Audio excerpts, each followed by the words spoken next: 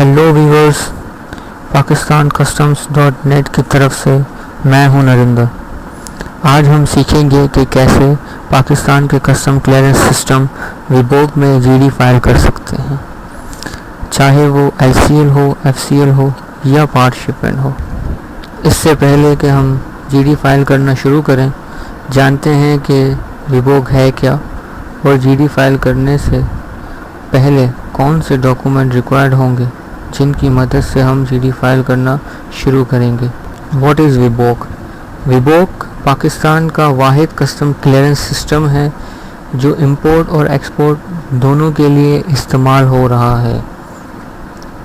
अब देखते हैं डॉक्यूमेंट रिक्वायर्ड। अब देखते हैं रिक्वायर्ड डॉक्यूमेंट।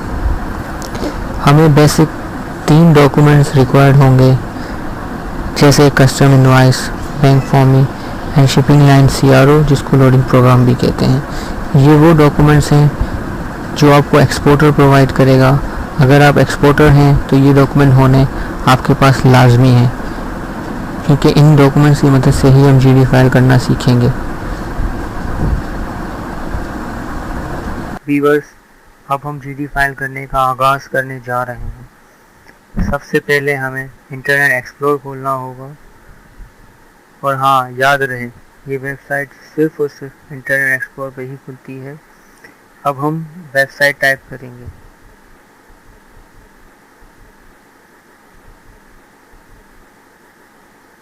www.webok.gov.pk और इंटर कर देंगे। विबोक की वेबसाइट खुल चुकी है। यहाँ से आईडी और पासवर्ड की मदद से लॉगिन होंगे। व्यूअर्स, अब जैसा कि आप देख सकते हैं कि हम लॉगिन हो रहे हैं। यहाँ मेन पेज पे आप ट्रेडर नेम और उनके एनटीएन देख रहे हैं। क्योंकि ये कस्टम एजेंट की आईडी है, इसलिए यहाँ पर एक्सपोर्टर्स की लिस्ट शो हो रही है। अब हमें यहाँ करना ये होगा कि जिसकी जीडी हम फाइल करना चाह रहे हैं, हमें वो सेलेक्ट करना होगा। एक्सपोर्टर के नेम के बिल्कुल बराबर में ये एक्सपोर्टर का नेम है, उसको बराबर में जो सर्कल है हमें यहाँ पहले क्लिक करना होगा ताकि हम इनके इनबॉक्स में पहुँच जाए। अगर आप इनबॉक्स में पहुँचने के बाद हमें जाना होगा, यहाँ गुड डिक्लेरेशन क्लिक करना होगा। जैसे ही हम गुड डिक्लेरेशन पे क्लिक करेंगे, हम पहुँच जाएंगे कि गुड डिक्लेरेशन पेज में, जहाँ पर इंपोर्ट और एक्सपोर्ट दोनों सेशन आप देख सकते हैं। इंपोर्ट के बारे में हम बाद में देखेंगे, पहले देखते हैं एक्सपोर्ट। ये जो देख रहे हैं ये है सेव्ड और सबमिटेड जीडी। ये वो जीडी होती है, सबमिटेड और सेव जीडी। सेव जीडीज वो होती है जो हमने बना ली है लेकिन अब तक सबमिट नहीं की, और सबमिटेड जीडीज वो हैं जो हमने बनाकर सबमिट कर दी है। सबसे पहले हम सेव पे क्लिक करेंगे। आप देख सकते हैं कि नीचे जो सेव करके जो हमने जीडी बनाई हुई है वो आ गई। ये हमने बनाई हुई है लेकिन अब तक उसको सबमिट नहीं किया। ये एडिट भी हम यहाँ से कर सकते हैं, प्रिंट भी और डिलीट भी कर सकते हैं यहीं से। अब हम क्लिक करेंगे सेव पे। तो हम सेव पे क्लिक करेंगे तो अब ये लिस्ट आप देख सकते हैं, ये वो जीडीआज हैं जो हमने सबमिट कर चुके हैं, मतलब शिपमेंट कर चुकी है। ये इन जीडीओ का स्टेटस है। अब हम आते हैं जीडी कैसे बनाएं। हमारा मेन पॉइंट जो है, जीडी बनाने के 2 तरीके हैं। एक तो ये है कि कॉपी, जीडी कॉपी, एक ये तरीका है। अगर आप पहले जीडियाँ बना चुके हैं, इससे पहले आपकी शिपमेंट जा चुकी है, यहाँ सबमिट जीडी में वो जीडियाँ शो हो रही हैं, तो आप जीडी कॉपी पे क्लिक करेंगे। इससे काफ़ी टाइम सेव होगा आपका। अगर नहीं बनाए इससे पहले तो मजबूरन हमें यहीं क्रिएट एक्सपोर्ट जीडी पे क्लिक करना होगा। हमें क्लिक करेंगे तो हम आ जाएंगे मेन पेज पे, वहाँ जहाँ हमें जीडी फाइल करनी होगी। बेसिकली ये वो फॉर्म है जो हमें भरना होगा। इस फॉर्म पर हम वो सारी डिटेल प्रोवाइड करेंगे जो इनवाइस फॉर्म ही और लोडिंग प्रोग्राम के थ्रू हमें मिलेगी।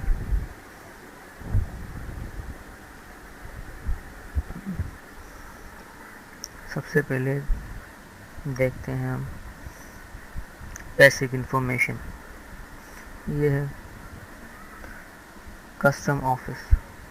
यहाँ पर आप देखेंगे 3 तरह के कस्टम ऑफिस यहाँ मौजूद है। MCC export, AFU export, Qasim export. MCC export क्या है? MCC एक्सपोर्ट से KICT, PICT, KPT, बदरुद्दीन, ये सब के MCC एक्सपोर्ट में शामिल होते हैं।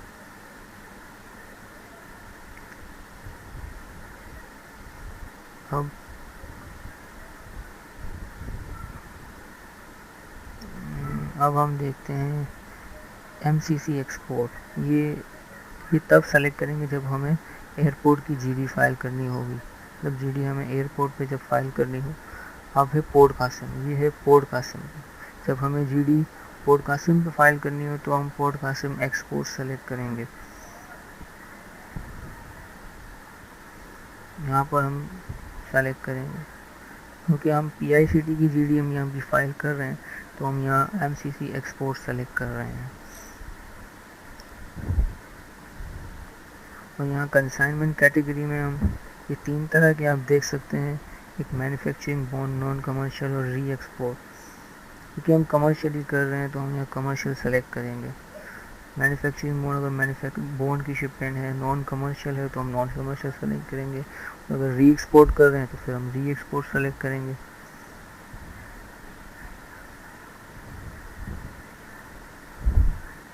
अब यहाँ GD टाइप में हम यहाँ एक्सपोर्ट कंसर्न में सेलेक्ट कर देंगे।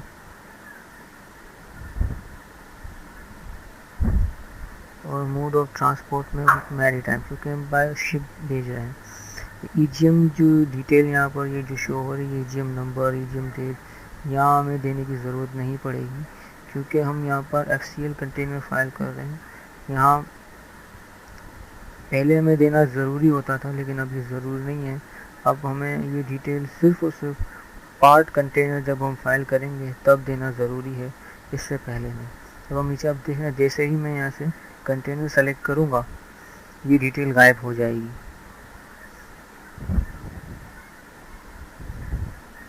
अब यहाँ आप देख रहे हैं हम अब आ चुके हैं कंसाइन और कंसाइनर और कंसाइनी इंफॉर्मेशन में।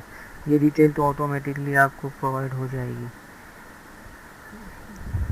आपको सिर्फ कंसाइनी नेम और कंसाइनी एड्रेस आपको डालना होगा और वो आपको इनवाइस पे से मिल जाएगा। अब हम आते हैं GD इंफॉर्मेशन सेक्शन पर। कंटेनर मोड हम सेलेक्ट कर चुके हैं इससे पहले। अगर पार्ट शिपमेंट है आपकी तो LCL है तो वो LCL डालोगे, पार्ट है तो आप पार्ट डालो। BL नंबर ये आपकी मर्ज़ी है, आप यहाँ डाल सकते हो। पोर्ट और शिपमेंट वही हम सेलेक्ट करेंगे जो हमने ऊपर सेलेक्ट किया था, जैसे MCC एक्सपोर्ट कराची। अगर पोर्ट कासिम से पोर्ट कासिम ही सेलेक्ट करते। यहाँ है डेस्टिनेशन कंट्री। ये आपको लोडिंग प्रोग्राम पर से मालूम होगा, वहाँ से आप देख सकते हैं कि आपका डेस्टिनेशन कंट्री कौन सी है। जैसे हमारा है लॉस एंजलिस, तो हम यूनाइटेड स्टेट्स कंट्री सेलेक्ट करेंगे। जैसे ही यूनाइटेड स्टेट्स सेलेक्ट करेंगे, इनके जितने भी पोर्ट होंगे यूनाइटेड स्टेट्स में सारे यहाँ लोड हो जाएंगे।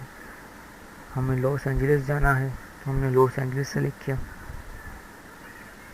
शिपिंग लाइन ये भी आपको लोडिंग प्रोग्राम से मिलेगी। हमें जो शिपिंग लाइन है वो चाइना शिपिंग है।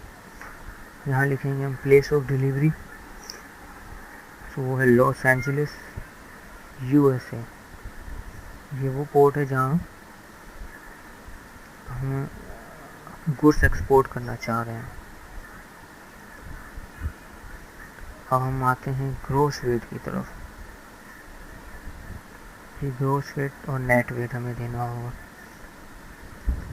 जो हमें इनवाइस पर से दिया होता है।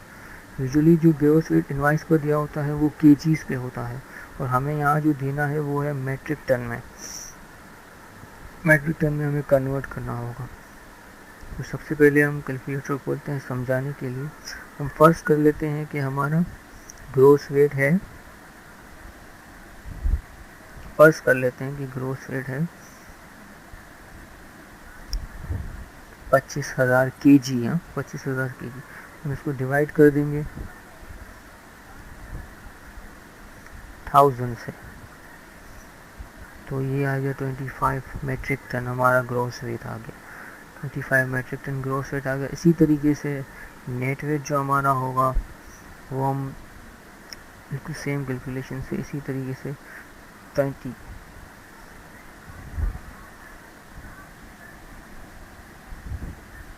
अब लिखेंगे मार्क्स नंबर, ये भी आपको इनवाइस पर से मिल जाएगा। अब आते हैं फाइनेंशियल सेक्शन की तरफ। यहाँ है पेमेंट टर्म, विदाउट एलसी है अगर आपकी। अब ये आपको इनवाइस और फॉर्म से आप देख सकते हैं। अगर आपकी एलसी है तो आप विद एलसी सेलेक्ट करोगे, अगर विदाउट एलसी है तो आप विदाउट एलसी सेलेक्ट करोगे। अगर आप एलसी सेलेक्ट करते हो तो यहाँ एलसी नंबर और एलसी डेट देना भी ज़रूरी है। अब ये है, अगर आप जैसे ही एलसी दोगे तो एलसी डेट और बैंक वगैरह भी कॉलम यहाँ आ जाएगा, वो भी आपको देना होगा। डिलीवरी टर्म, यहाँ 3 तरह की डिलीवरी टर्म हमारे पास है, CNF, CIF एंड FOB। हमारी जो शिपमेंट है वो है CNF में, जो मुझे फॉर्मी पर से मालूम हुआ, वो फॉर्मी पर लिखा हुआ है। करेंसी जो है वो US डॉलर है, वो भी आपको इनवाइस और फॉर्मी से पता चल जाएगा। हमारी ये जो वैल्यू है ये FOB वैल्यू हमें लिखनी है, FOB वैल्यू। लेकिन हमें जो फॉर्मी पर जो वैल्यू दी गई है वो CNF वैल्यू है। CNF वैल्यू हमें क्या करना होगा, हमें जो CNF वैल्यू जो फॉर्मी पर से है वो हम यहाँ फर्स्ट करते हैं। 14,000 डॉलर जो है हमारी फॉर्मी वैल्यू है, ये CNF वैल्यू है। इस पर से हम लेस कर देंगे, लेस हम लोग कर देंगे इस पर से। फर्स्ट करते हैं कि $500 फ्रेड है हमारा, हम लेस कर देंगे तो ये हमारी आ गई FOB वैल्यू। हमने कॉपी करके यहाँ पेस्ट कर दिया, FOB वैल्यू आ गई और हम यहाँ फ्रेड टाइप कर देंगे $500। अब सिस्टम ऑटोमेटिकली FOB को फ्रेड से प्लस करके इस CNF वैल्यू ऑटोमेटिक आ जाएगी, नीचे ऑटोमेटिकली आ जाएगी। अगर इंश्योरेंस वगैरह तब हम देते जब हम यहाँ पे CIF सेलेक्ट करते। अगर हम FOB सेलेक्ट करते तो हम ये फ्रेड वगैरह देने की ज़रूरत ही नहीं पड़ती, हम डायरेक्ट FOB वैल्यू दे देते, सिर्फ FOB वैल्यू लिख लेते। ये सब देने की हमें कोई ज़रूरत नहीं है, लैंडिंग चार्जेस वगैरह अदर चार्जेस ये ऑटोमेटिकली करते हैं। अब हम आते हैं सपोर्ट इंफॉर्मेशन और कस्टम प्रोसेसिंग। अब ये कि शेड हमें कहाँ देना है, कहाँ जाएगा, हमारा कंटेनर इन कहाँ होगा, क्या हम अपना कार्गो प्रोवाइड कहाँ करेंगे। तो हमें जो कंटेनर वो फुल FCL कंटेनर है जो PICT में इन होगा डायरेक्टली। अगर बदरुद्दीन यार्ड में अगर LCL होता आपका तो आप बदरुद्दीन यार्ड में देते, KPT में आप देते, जैसे अगर पोर्ट कासिम का होता तो आप QFS में देते, पाक शाइन में देते। टर्मिनल हम यहाँ सेलेक्ट करेंगे क्योंकि PICT जाना है तो मैं PICT ही सेलेक्ट किया। अब फाइनली हम यहाँ पे सेव कर देंगे। अब तक जो हमने डेटा प्रोवाइड इनको किया है, जो फॉर्म भरा है वो हम सेव कर देंगे, वो हम सेव। अब आप देख सकते हैं कि हम ये फॉर्म सेव कर चुके हैं। अब हम ये फॉर्म इंफॉर्मेशन ऐड करेंगे। यहाँ पर डॉक्यूमेंट भी हम अपलोड करेंगे लेकिन सबसे आखिर में। अब हम ऐड फॉर्म पे क्लिक करेंगे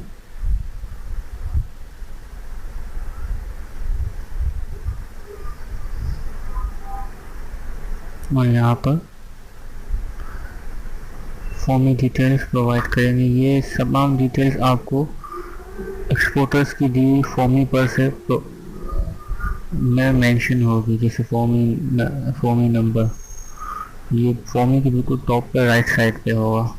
इसे हम फर्स्ट करते हैं, फॉर्मी नंबर है AHB 1 2 3 4 5 6 7 और डेट डालते हैं जो भी फॉर्मी की डेट होगी और फॉर्मी अमाउंट, फॉर्मी वैल्यू, करेंसी सेलेक्ट करते हैं, वही करेंसी होगी जो हमने सेलेक्ट की थी बाहर, फॉर्मी currency US dollar.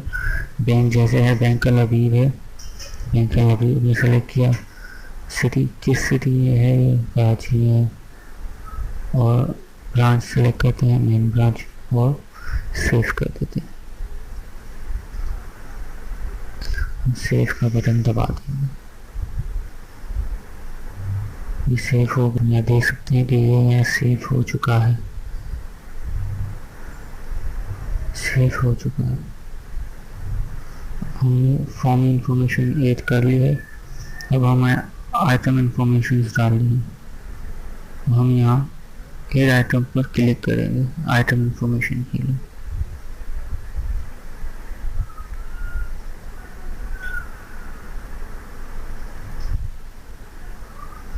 Item information से सबसे पहले हम एक्सपोर्ट देना होगा उस आइटम का जो हम एक्सपोर्ट करने चाह रहे हैं। ये एक्सपोर्ट भी आपको इनवॉइस पर से मिल जाएगा।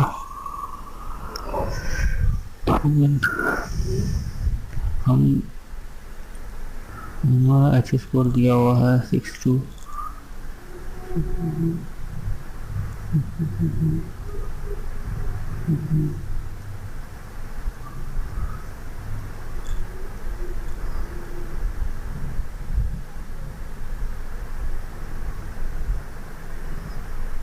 अब हम यहाँ डिस्क्रिप्शन लिखेंगे, आइटम की डिस्क्रिप्शन लिखेंगे। मेंस 100% कॉटन,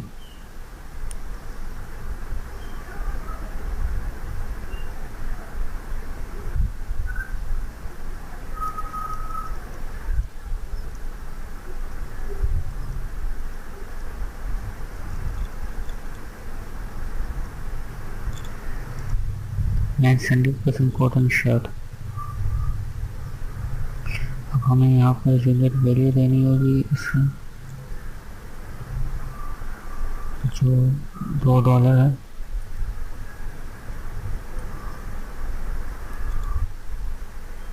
अब यहाँ हमें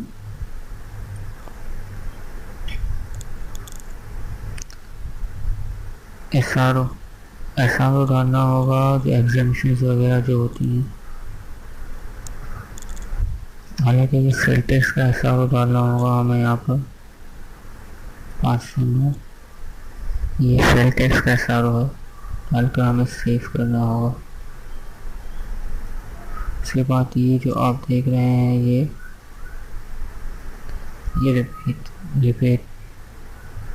रिपीट है, इसको ड्रॉबैक ड्यूटी भी कहते हैं, ये ड्रॉबैक ड्यूटी है। आइटम की वजह से ये डिटेल्स भी आपको कितना रिपीट है अगर आपको पता होना चाहिए, और ये इनवॉइस में भी प्रोवाइडेड होता है। 100% कॉटन रेडीमेड गारमेंट्स का रिपीट जो है वो ये है, टाइड और प्रिंटेड का 0.9%। हमने आखिर में कंटेनर इंफॉर्मेशन प्रोवाइड करते हैं, हम कंटेनर प्रोवाइड करेंगे CHNO ऐसे ही 1 2 3 4 5 6 7। यहाँ पे क्वांटिटी प्रोवाइड कर देते हैं।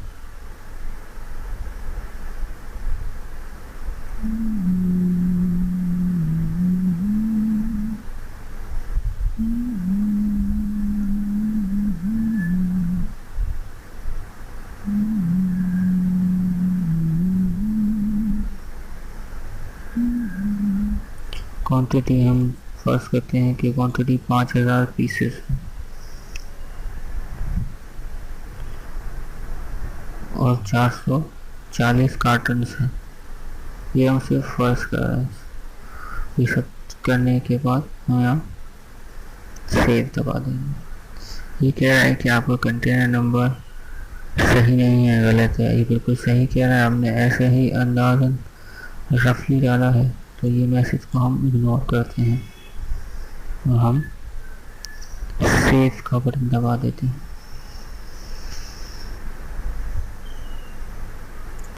अब आप देख सकते हैं कि अब वो आइटम जो हमने इंफॉर्मेशन ऐड की थी वो यहाँ आ चुकी है, वो सारी चीज़ें यहाँ आ चुकी हैं।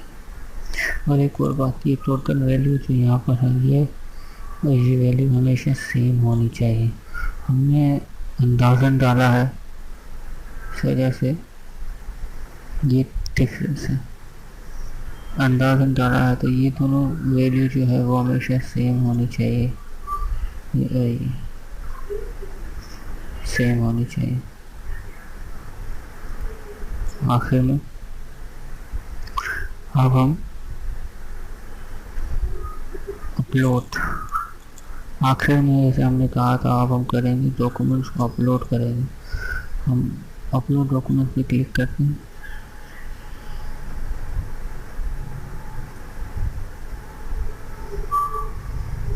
अब यहाँ पर हम सेलेक्ट करेंगे कि किस तरह के डॉक्यूमेंट्स अपलोड करना चाह रहे हैं। फॉर्म ही तो कंपलसरी है, इसके बगैर तो आप सीधी सबमिट ही नहीं कर सकते। फॉर्म ही सेलेक्ट करेंगे, यहाँ से ब्राउज से हम लोग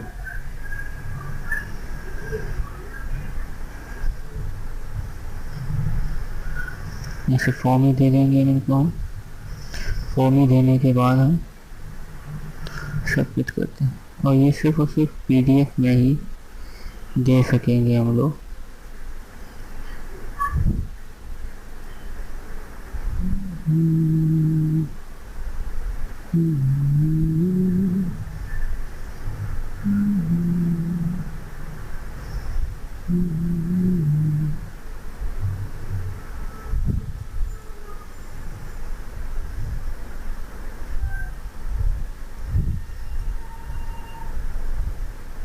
आप देख सकते हैं कि फॉर्म यहाँ अपलोड हो चुकी है।